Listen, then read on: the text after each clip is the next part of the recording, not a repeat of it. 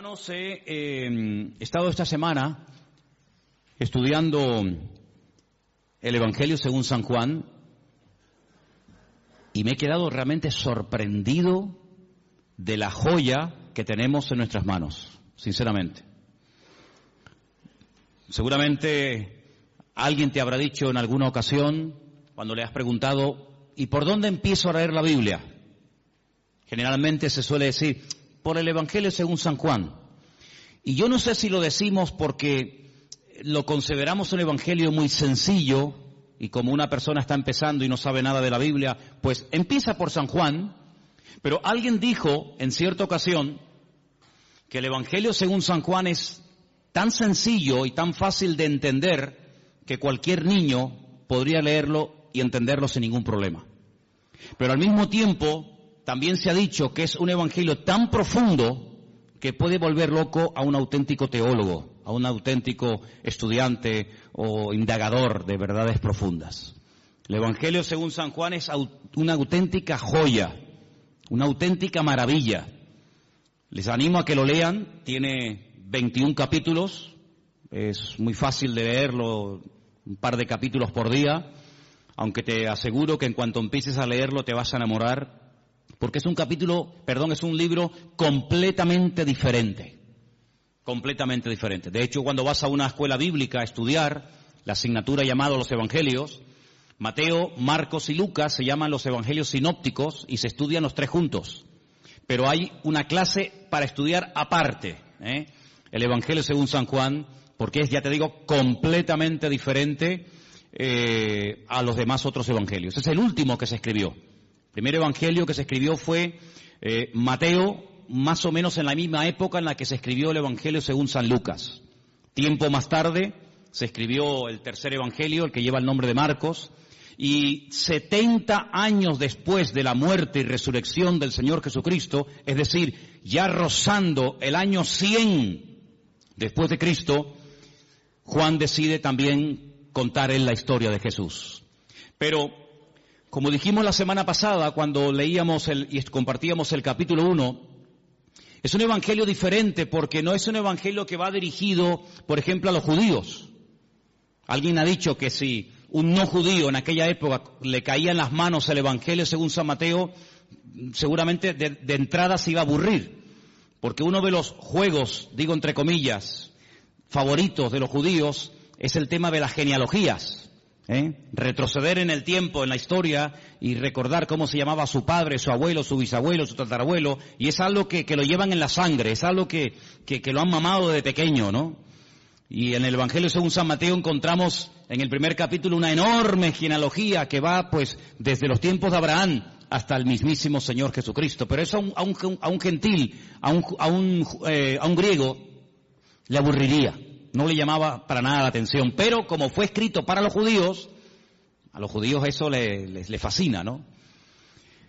Sin embargo, el Evangelio según San Juan, que fue escrito 70 años, como acabo de decir, después de la muerte y resurrección del Señor Jesucristo, es un Evangelio que, como vamos a ver ahora ahí en la pantalla dentro de un rato, Juan tiene que seleccionar muy meticulosamente las palabras, porque a estas alturas ya hay más gentiles convertidos que judíos convertidos al cristianismo, o al Mesías, al Señor, ¿no? Por lo tanto, el vocabulario tiene que ser diferente, porque hay términos que para un judío significan una cosa y para un gentil significan otra o simplemente no significan nada.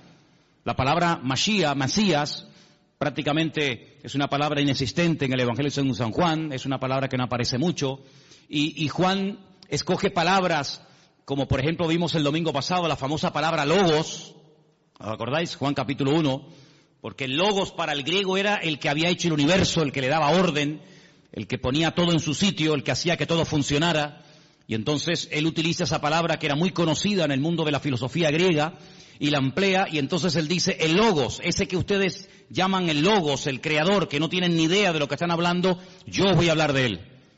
Y presenta a ese logos como el creador del universo, presenta al logos como encarnado. Hoy hemos cantado una parte de una canción que hablaba acerca del verbo se hizo carne, Y vemos cómo Juan es una persona que no solamente tiene que seleccionar muy bien las palabras que va a utilizar, porque la audiencia, los lectores a los cuales va a llegar el Evangelio, son personas que no tienen mucho conocimiento de la Biblia, son gente que viene de un trasfondo pagano, de idolatría, un mundo de mitología griega. Entonces él tiene que ser muy cuidadoso en esto, sino que además tienen que tener presente, y cuando sepan esto van a entender por qué Juan utiliza tantas veces ciertas y determinadas palabras. Ya habían empezado a introducirse en las iglesias herejías, las enseñanzas de los famosos gnósticos, personas que decían Dios no pudo crear el mundo, porque el mundo, el cuerpo, la materia es malo, por lo tanto un Dios santo, un Dios bueno, un Dios perfecto no puede tener contacto con el hombre bajo ningún concepto, no puede tener contacto con la materia.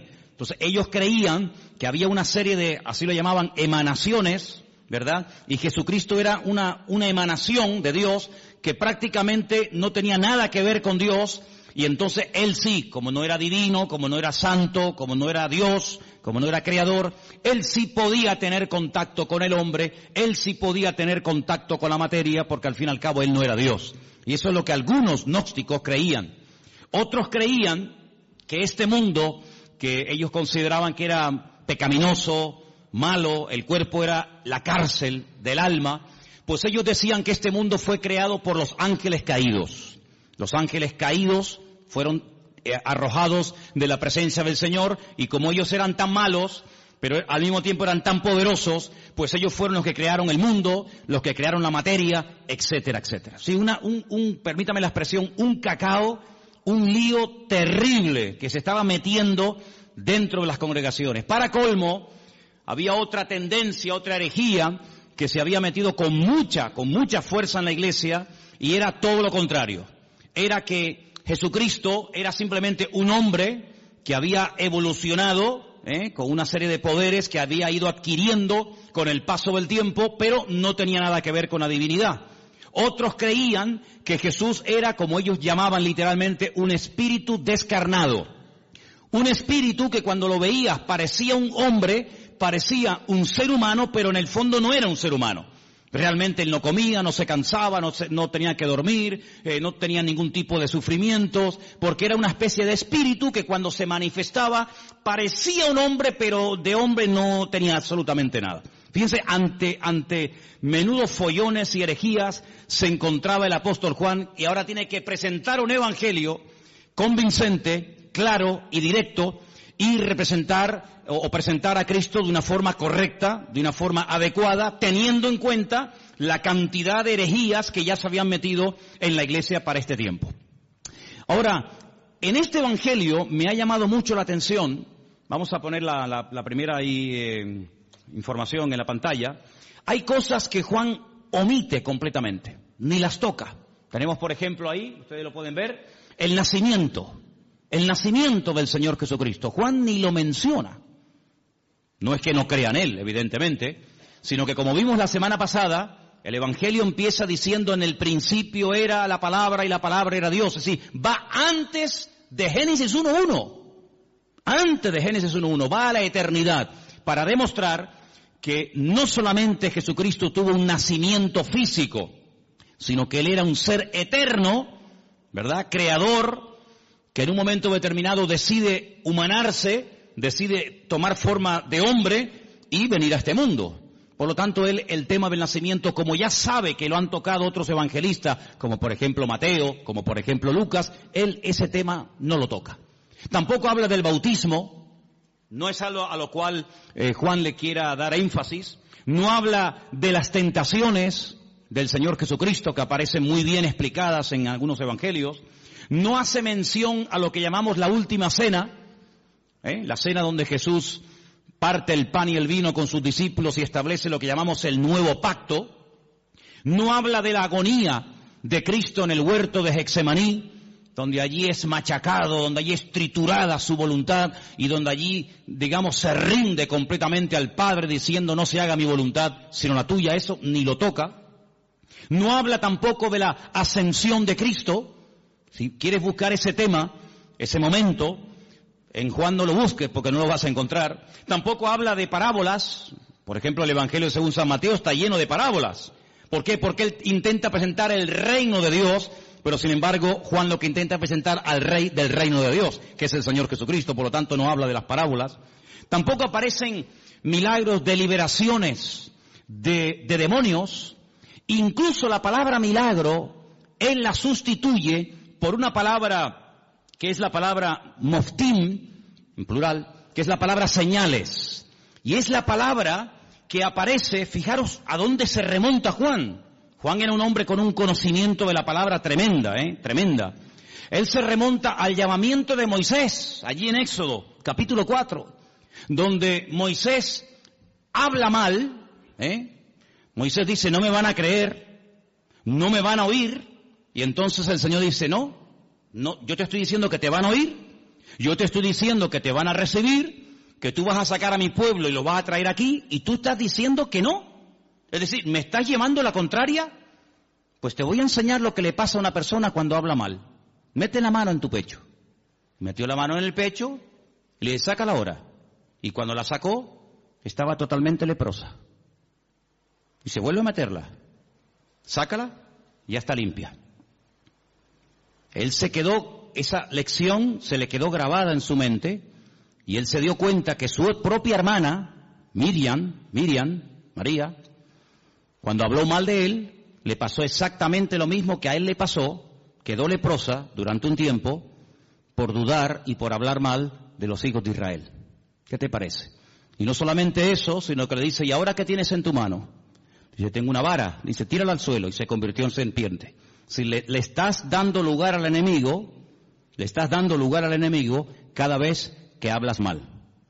Cógela por la cola y volvió otra vez a convertirse en vara, a convertirse en palo. Estas dos señales no las olvides en tu vida. Cuando vayas a Egipto, muéstrales estas dos señales para que ellos aprendan a hablar y para que sepan lo que puede ocurrir cuando una persona utiliza mal el poder de la lengua y puede darle lugar al enemigo. Así que estas señales, esa palabra moftim, es la misma que utiliza Juan en su Evangelio cuando dice que el Señor Jesucristo hizo muchas señales, las cuales no están escritas en este libro. Dejadme que os lea este versículo.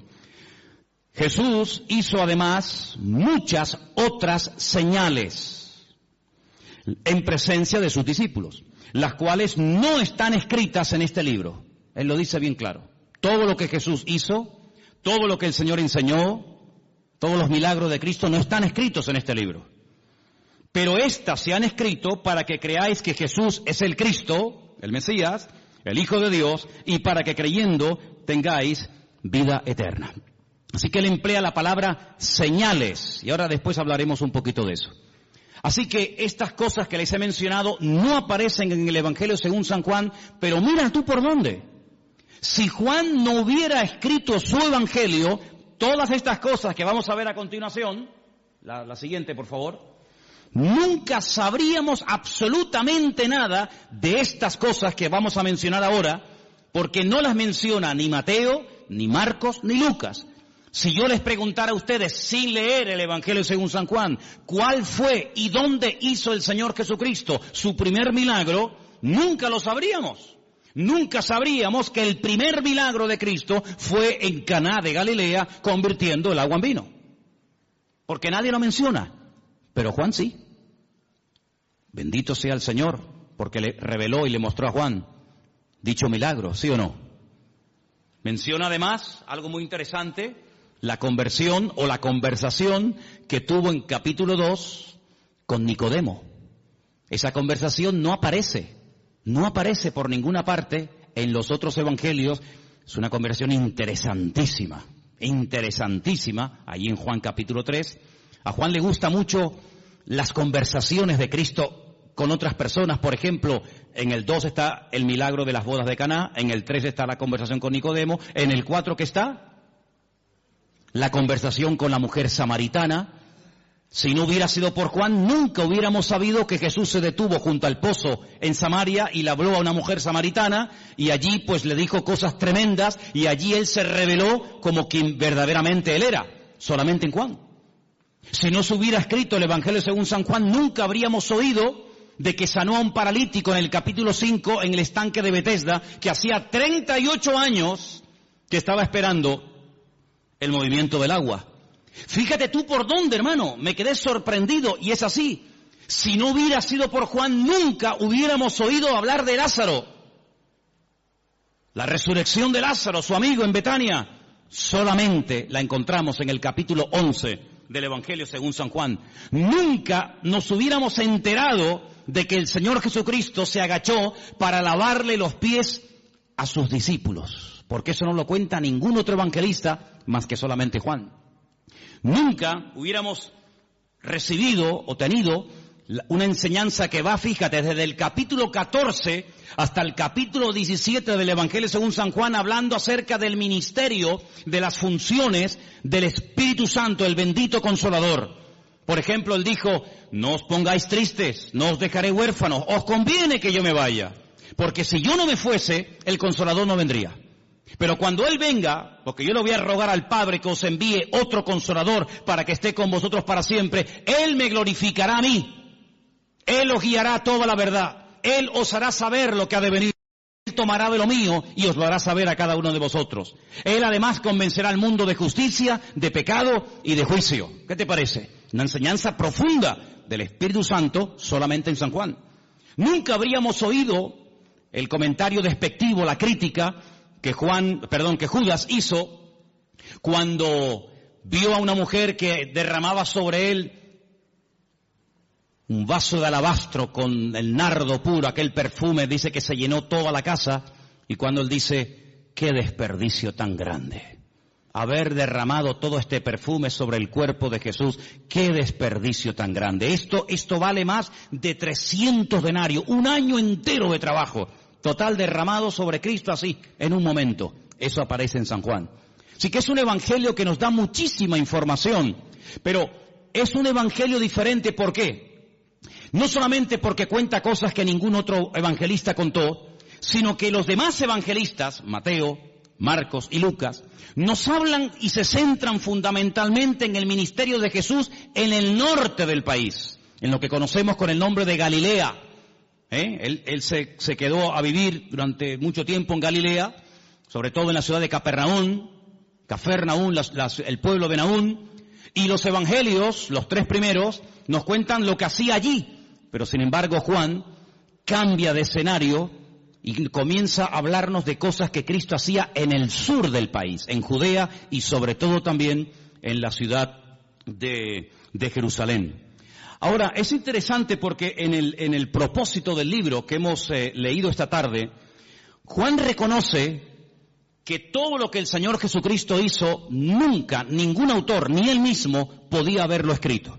Hay, por ejemplo, un versículo muy interesante en San Juan, os lo leo, capítulo 21, que dice, hay otras muchas cosas que Jesús hizo.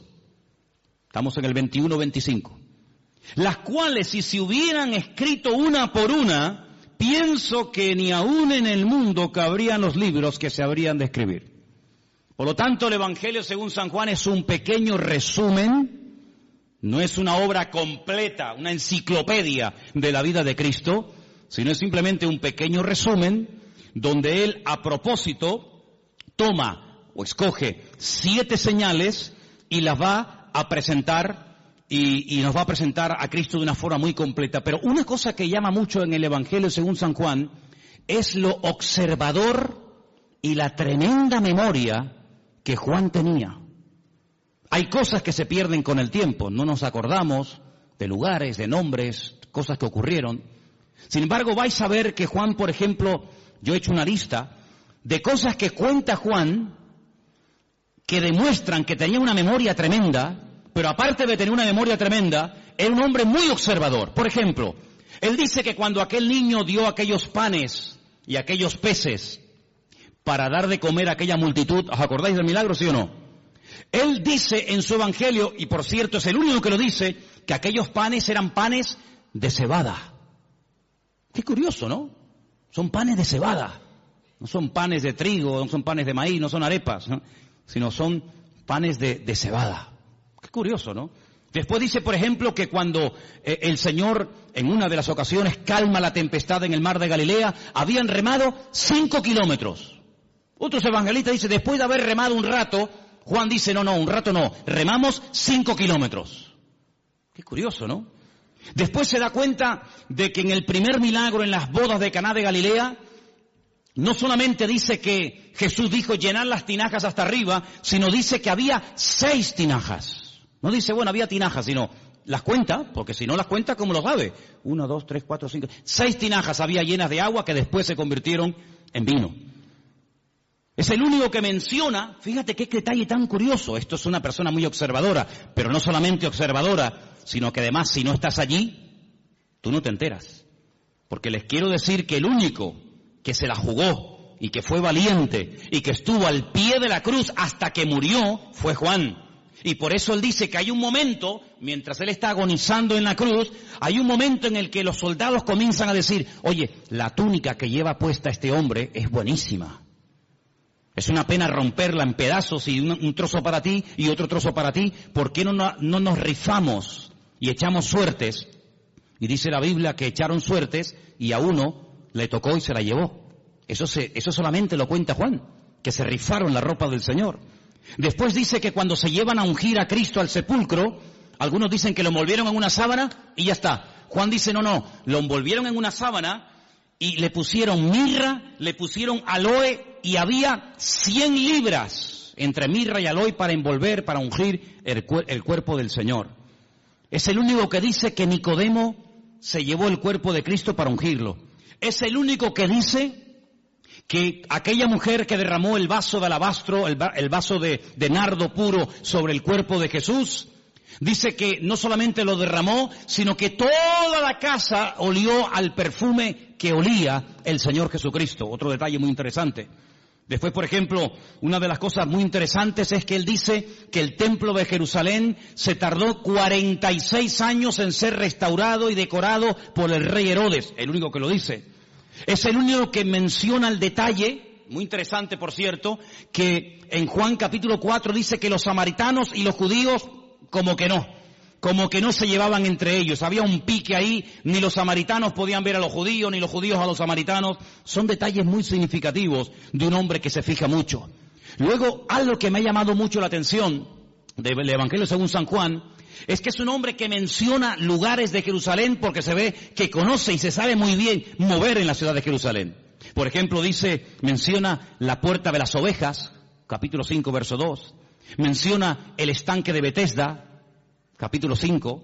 Menciona el otro estanque que hay en la otra punta de la ciudad, el estanque de Siloé, capítulo 9. Menciona una puerta que se llama el pórtico de Salomón, donde años más tarde o tiempo más tarde iría con Pedro, y allí orarían, ¿se acuerdan? Por el paralítico que estaba allí en la puerta del templo. Es el único que menciona el torrente de Cedrón, ese barranco que divide la ciudad del Monte de los Olivos. Él dice que el Calvario, aquel monte tenía forma de calavera, lo registra también en su libro. Es un hombre, ya digo, tremendamente observador, una persona que conoce la ciudad de Jerusalén y se mueve por ella, diríamos, como pez en el agua. Ahora, en cuanto al tema de las herejías, Juan quería dar una imagen, una visión completa del Señor Jesucristo. Porque en aquellos tiempos estaban, como dije al principio, los que creían que Él no era un hombre, sino una especie de espíritu que se aparecía en forma humana, y estaban aquellos que decían que era tan divino, que no era un hombre. Claro, ¿cómo casar, cómo unir estas dos herejías? Hermanos, a lo largo de la historia, la Iglesia, el pueblo de Dios, ha tenido que enfrentarse con un montón de problemas, de todo tipo. Pero algo que el enemigo ha utilizado y seguirá utilizando hasta el final de los tiempos contra nosotros, contra el pueblo de Dios, es tratar de meter sutilmente en las congregaciones lo que llamamos o conocemos con el nombre de herejías. ¿Qué es una herejía? Bueno, vamos a definirlo de la siguiente manera. El diablo sabe perfectamente que cuando uno conoce la verdad, cuando uno tiene un encuentro con él, cuando uno conoce la verdad, pues sabe diferenciar perfectamente lo incorrecto. Ya el ejemplo que hemos puesto en otras ocasiones, aquel hombre que trabajaba en un banco manejando todo el día divisas, manejando todo tipo de monedas, antes había más que ahora, hoy en día con el tema del euro muchas monedas no existen, Pero antes, cuando viajabas por Europa, cada país tenía su moneda y tenías que cambiar franco, tenías que cambiar libras, tenías que cambiar pesetas. Bueno, ya eso prácticamente ha desaparecido. Pero le preguntaron un día a un hombre que manejaba constantemente divisas. Me imagino que habrás tenido que estudiar muchísimo, ¿no? Hacer muchos cursos para diferenciar los billetes falsos de los verdaderos. Y él dijo, jamás en mi vida yo he hecho un curso para estudiar billetes falsos. Y entonces, ¿cómo sabes diferenciar uno falso de uno verdadero? Dice, porque yo he estudiado muchísimo al billete verdadero. Yo lo conozco también, su tacto, hasta cómo huele, las características del billete verdadero, lo que se tiene que ver, lo que no se tiene que ver, dónde tengo que tocar, dónde no tengo que tocar. Lo conozco tan bien que en cuanto me presentan un billete falso, digo, este es falso, este no es verdadero. Porque conozco al verdadero. Ahora, si me pongo a estudiar todo lo falso, al final sé que son falsos, pero no conozco al verdadero. Y lamentablemente vemos que hoy en día también hay gente así, han estado un poco de tiempo en los mormones, un poco de tiempo en los Hare Krishna, un poco de tiempo en los Rosacruces, un poco de tiempo con los testigos de Jehová, un poco de tiempo con los evangelistas, un poco de tiempo con no sé quién. Al final tienen un cacao en la cabeza terrible, conocen tantas sectas y filosofía, pero no conocen la verdad.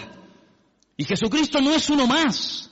Lo que Juan hace es presentar la verdad, porque él dice, la verdad os hará libres. Si yo empiezo a rebatir y a discutir y esto, no, con la discusión no llegamos a ninguna parte. Yo lo que voy a hacer es proponerme, seleccionar una serie de señales, presentaros la verdad de la forma más completa y variada y profunda posible, porque cuando lleguéis a conocer la verdad, cuando lleguéis a intimar con la verdad, os vais a dar cuenta de que lo falso ya no tiene ningún atractivo, ya no tiene ninguna tentación para vuestra vida, porque la verdad no solamente os hará libres, sino que la verdad os hará felices. ¿Cuántos dicen amén?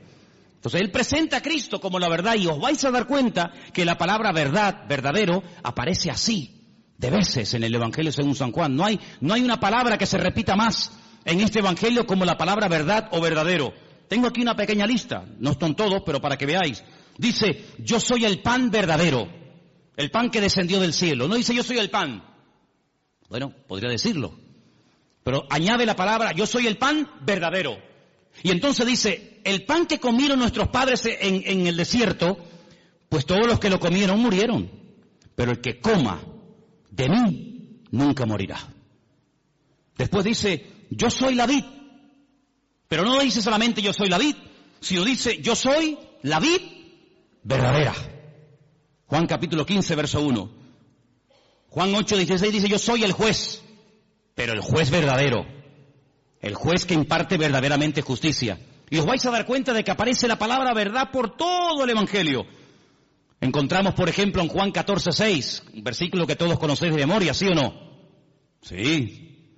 A ver, ¿qué dice Juan 14:6?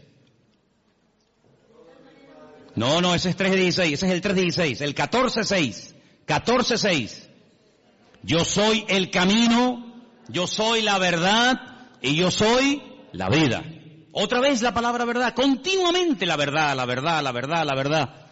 Qué curioso que un día Pilato se le quedó mirando y le dijo, ¿y qué es la verdad? ¿Qué es la verdad? La verdad no es la iglesia evangélica. ¿Sabías eso, no? La verdad no es una secta, una religión. La verdad se llama Jesucristo. La verdad se llama Jesucristo.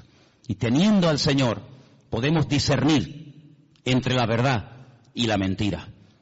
Hay algunas congregaciones donde tal vez enseñan cosas que no son 100% verdad. Por eso el Señor quiere que escudriñemos la verdad, que leamos la Biblia, para que sepamos discernir y sepamos separar lo falso de lo verdadero.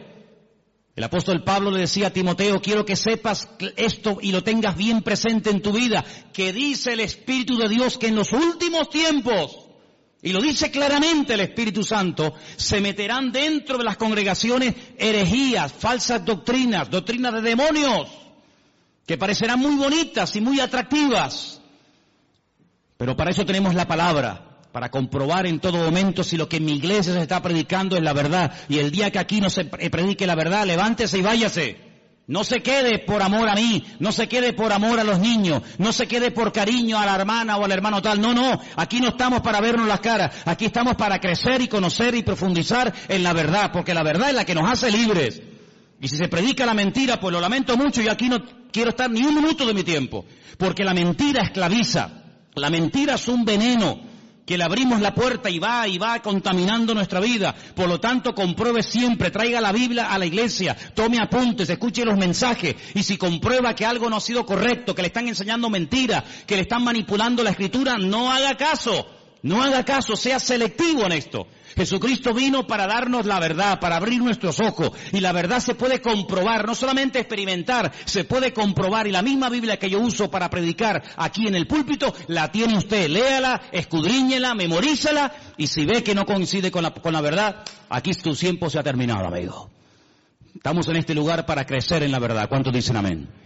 Ahora, fíjense qué interesante, en el Evangelio según San Juan, hay 7 expresiones muy interesantes, que las vamos a ver ahora, pero algo que también hace Juan, no solamente nos presenta a Cristo como el eterno, el creador, el todopoderoso, sino que además nos da ejemplos para que nos demos cuenta que a lo mejor puede haber un creyente, escúchenme bien por favor, puede haber un creyente que no lo entienda todo, pero tenemos que tener paciencia con el que no lo puede entender o aceptar todo. Si yo pusiera, vamos a poner un ejemplo, ¿no? Si tuviéramos este salón ahora mismo dividido en dos, tuviéramos este salón dividido en dos, tenemos en el centro, más o menos, ¿no? Tenemos en el centro una especie de cristal, de prisma, y proyectamos un rayo de luz desde ese lado en dirección al prisma.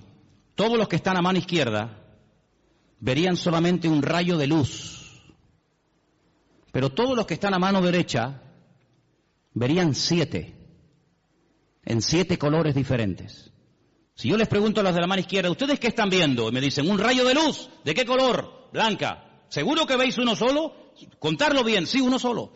Vosotros, hermanos, ¿qué estáis viendo? Pues estamos viendo 7 rayos de 7 colores diferentes, pero ¿cómo puede ser que unos vean 7 y otros vean 1? ¿Quién está viendo la verdad? Todos. Lo que pasa es que unos están a un lado y otros están a otro lado. Y estos, por estar en un lado, ven más que los que están en otra parte. ¿En qué lado te encuentras de tu relación con el Señor? Hay gente que no ve más allá de lo que ven sus ojos, y por eso se hunden. Por eso se desaniman, porque no ven más allá.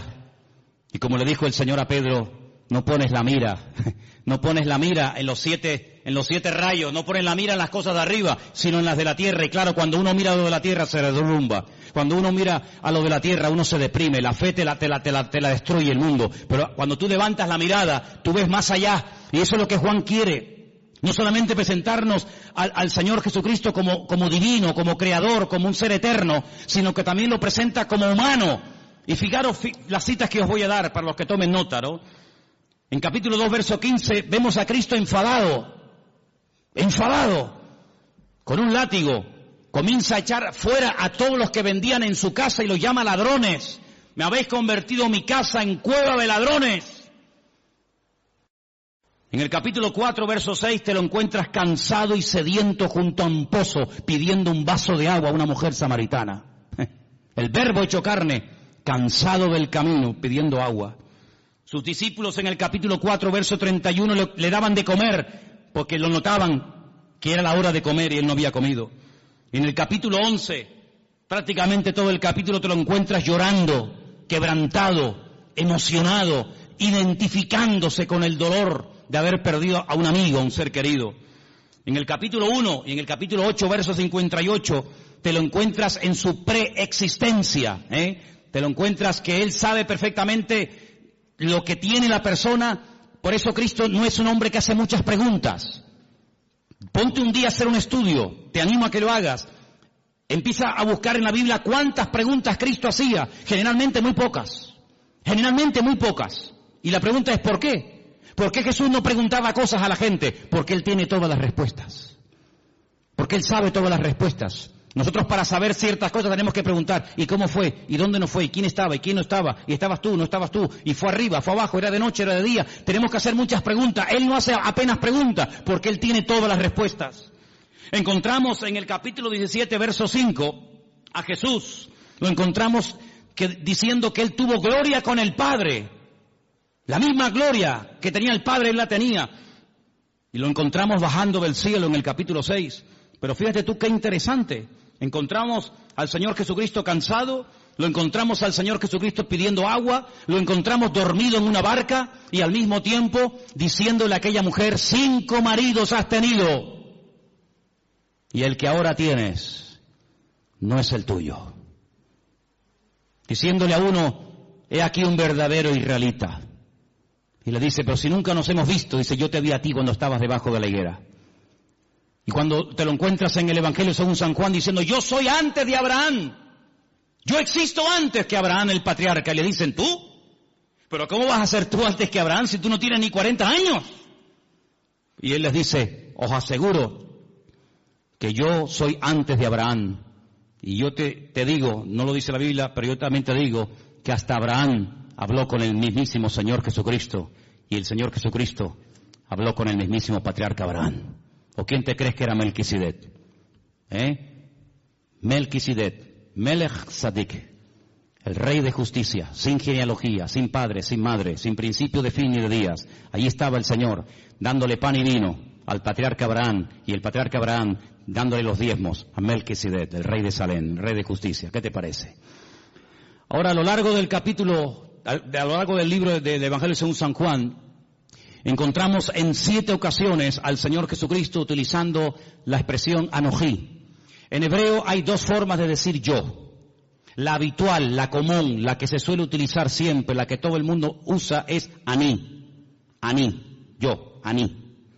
Pero cuando Dios dice yo, generalmente Él utiliza otro yo que no lo utiliza el ser humano.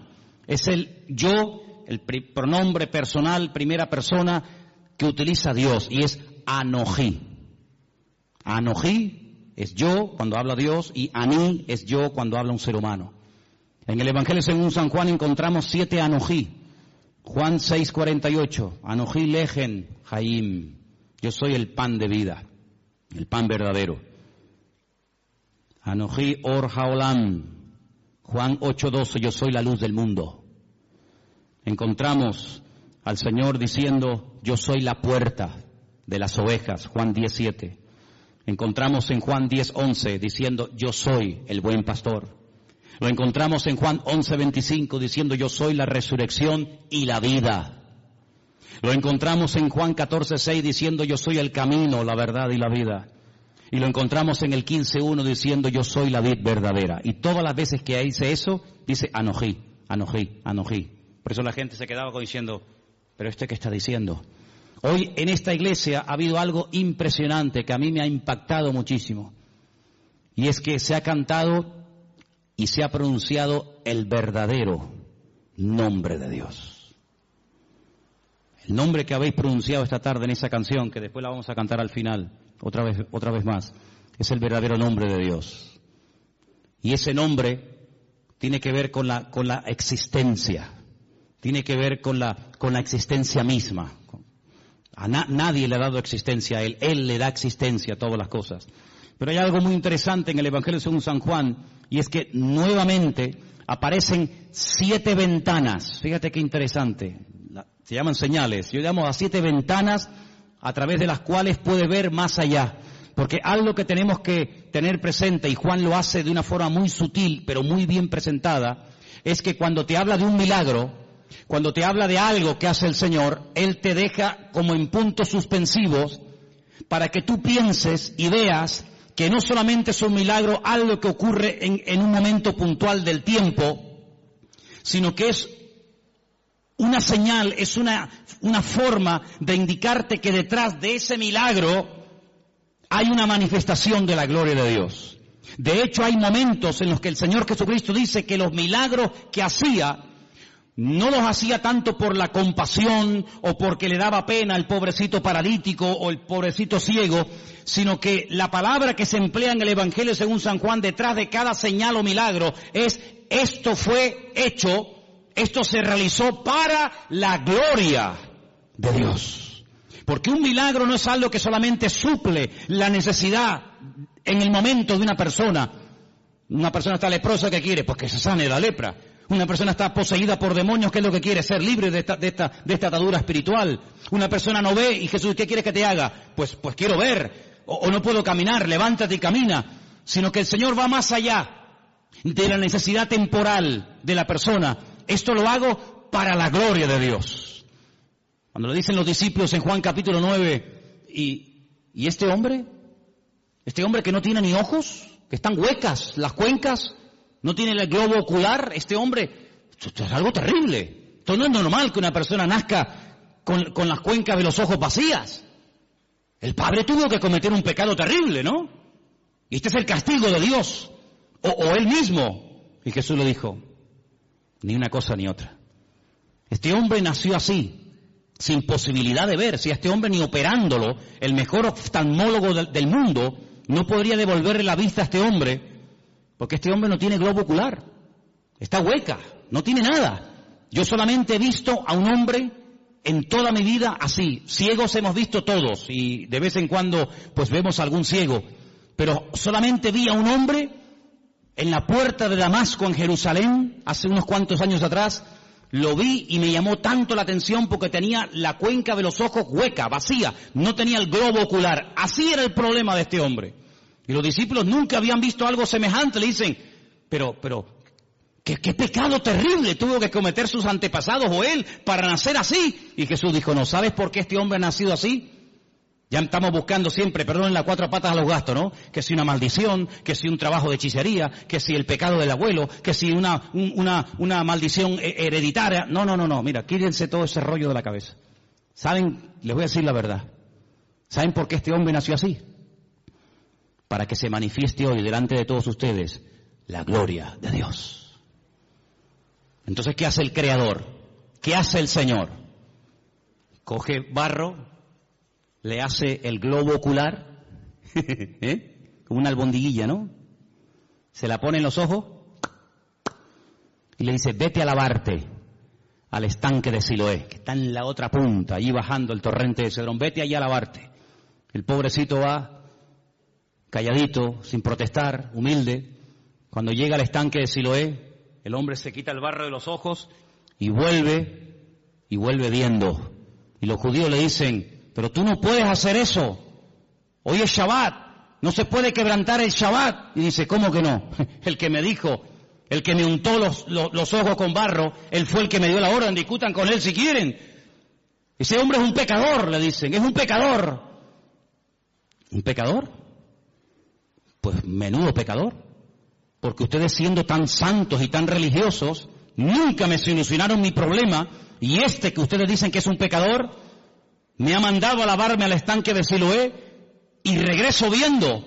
Y nunca, le dice el ciego a estos religiosos, nunca se ha oído en la historia, y se ve que conoce la Biblia, nunca se ha oído en la historia que un pecador, que un hombre malo, le haya dado la vista a un ciego. Y además solamente os digo algo, yo solamente sé que antes era un ciego y que ahora veo. Y llaman a los padres y entrevistan a los padres, le dicen, ¿este es vuestro hijo? Dice, sí. Dice, ¿cómo recobró la vista? Y los padres dicen, no sé, pregúntenle a él tiene edad suficiente, tiene 40 años, pregúntenle a él.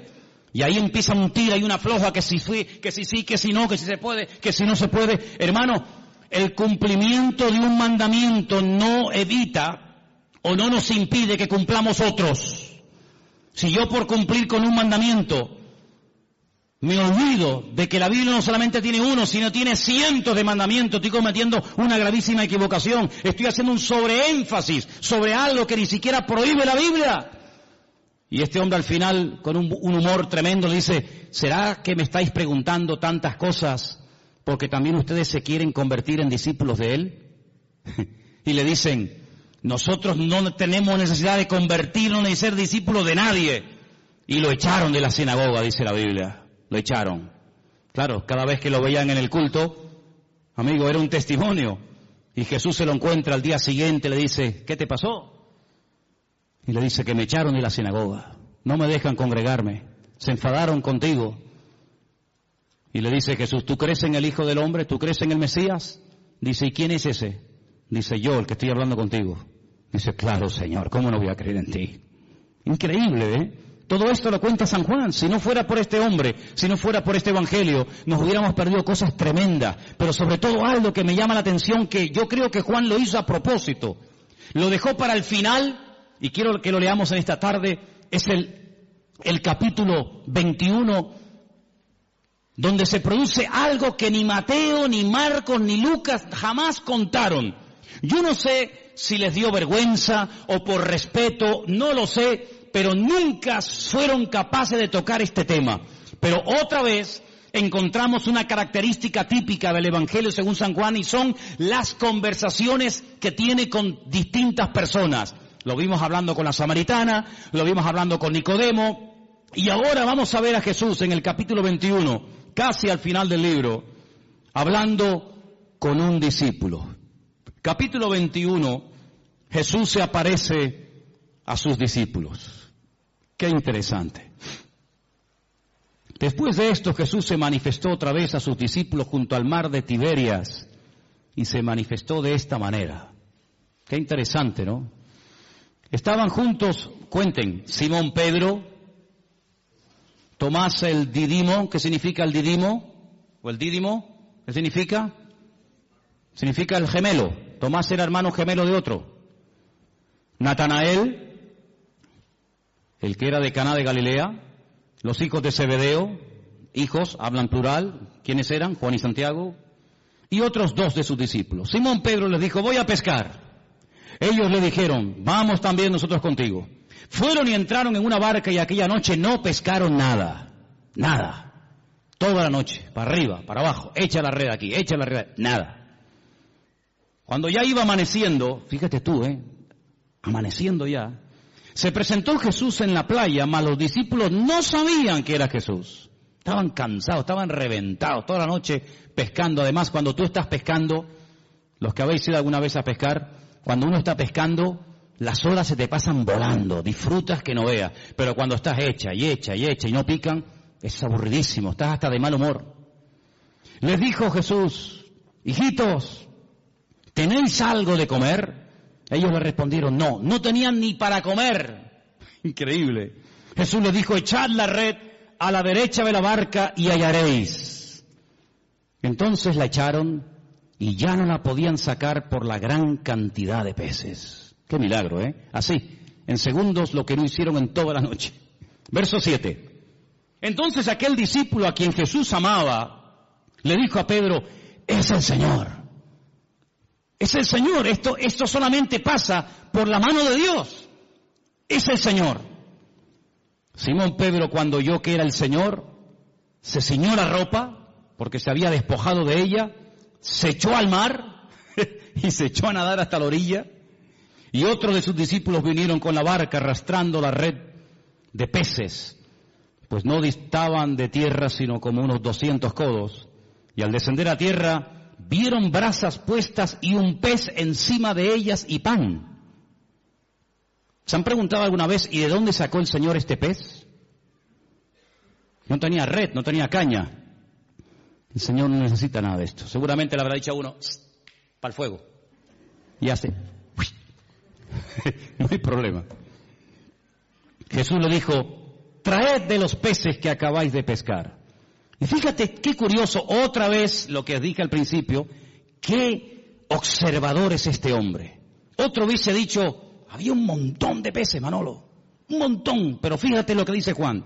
Subió Simón Pedro y sacó la red a tierra llena de grandes peces, y podía haber puesto el punto y ya está.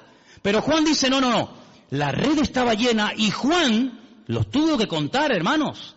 Tuvo que fijarse, porque si no, o esto es una mentira, o de dónde sacó este dato. Es que él estaba allí, y él dice, la red estaba llena, pero había 153.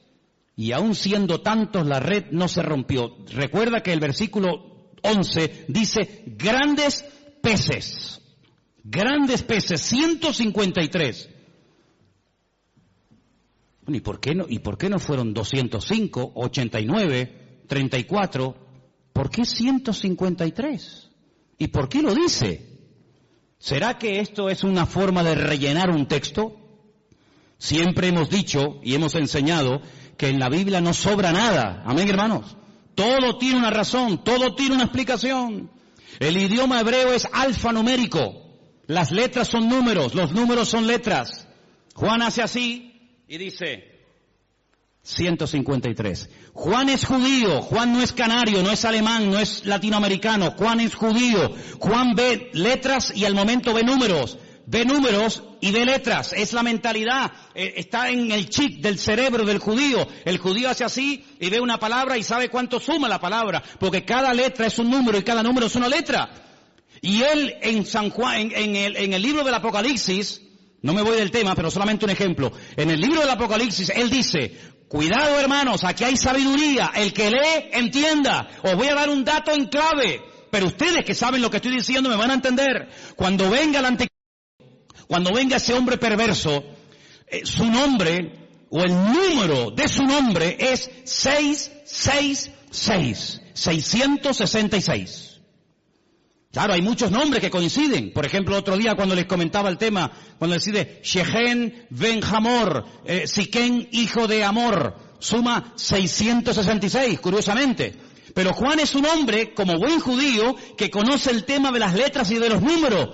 Y él te está dando el valor numérico del nombre de ese político de los últimos tiempos. Pero ahora, volviendo a Juan 21, te dice 153. Y al momento él sabe lo que significa 153. Claro, el que no sabe esto, vos dices, bueno, pues 153, no, espérate. Anoji Elohim. Si pusiéramos aquí en una pizarra la palabra Anoji Elohim, yo soy Dios, suma 153. Es decir, esta es la firma, amigo. Cuando ves un cuadro, dices, qué hermoso, a ver. Picasso. ¿Quién hizo este cuadro? Goya. ¿Quién produjo este milagro? Así, en segundos, lo que no pudimos hacer en toda la noche. 153. ¿Quién hizo esto? Anoji Elohim. Yo soy Dios, yo soy el Todopoderoso. ¿Cuántos dicen amén? Entonces le pone el cuerpo, mi madre, ay Señor. Le dijo, venid, coman. Ya saben quién ha hecho esto. Ani Elohim. Le dice a sus discípulos, o sus discípulos no se atrevían a preguntarle, ¿y tú quién eres? ¿Tú quién eres? ¿Se acuerdan que una vez en la barca, cuando calmó el viento y la tempestad, se empezaron a preguntar unos a otros y dice, ¿quién es este? ¿Quién es? Porque habla muy bien, ora de maravilla, sana enfermos, pero ya calmar un mar en tempestad, eso es algo que nos vuelve loco. ¿Quién es este? Y ahora dicen, ¿quién es? Pero no se atrevían, porque sabían que era el Señor. Vino pues Jesús, tomó el pan, lo dio, asimismo el pescado. Esta era la tercera vez que Jesús se manifestaba a sus discípulos, después de haber resucitado de los muertos. Ahora ya están a gusto, ya están las barrigas llenas, ya han comido. Y ahora Jesús le dice a Pedro, Pedro, ven un momento, ven. ¿Cuántos había? Por eso le dije, cuenten cuántos discípulos hay. Había un montón, había un montón. Pero ahora solamente le dice a Pedro, a Simón, Pedro. Simón, ven. Simón es Shishon. Viene del verbo lishtot, que significa escuchar. Shema, Simón, ven, escúchame un momento. Escuchar es obedecer. Escuchar es interiorizar. Shishon, ven para acá. Simón, hijo de quién? De Jonás. Es una contradicción. Tienes un nombre, Pedro, tienes un nombre que es una guerra, llevas una guerra. Shishon, el que escucha a Dios. Y Jonás, el profeta rebelde. ¿Cómo puede ser que por un lado oiga y por otro lado seas un rebelde? Ven acá, Pedro, esto no puede ser así. Hay un divorcio, hay una falta de equilibrio en tu vida. Y le dice, Simón, hijo de Jonás, ¿tú me amas más que estos? Y le dice, sí, Señor, sí. ¿Tú sabes que te amo? Y le dice, apacienta mis corderos. Ahora, el Evangelio según San Juan nos llegó a nosotros escrito en griego. En el griego hay 3 palabras para definir la palabra amor. Ágape, eros y fileo. En el texto griego se aprecia lo que en español, no sé en alemán, pero en español no se aprecia. En español es me amas y me amas. Y la respuesta es tú sabes que te amo, tú sabes que te amo, tú sabes que te amo. No notas ahí un juego de palabras, pero aquí hay mucho más que eso. Jesús le dice, Simón Pedro, ¿tú me agapeas? Y Simón Pedro le responde, sí Señor, yo te fileo.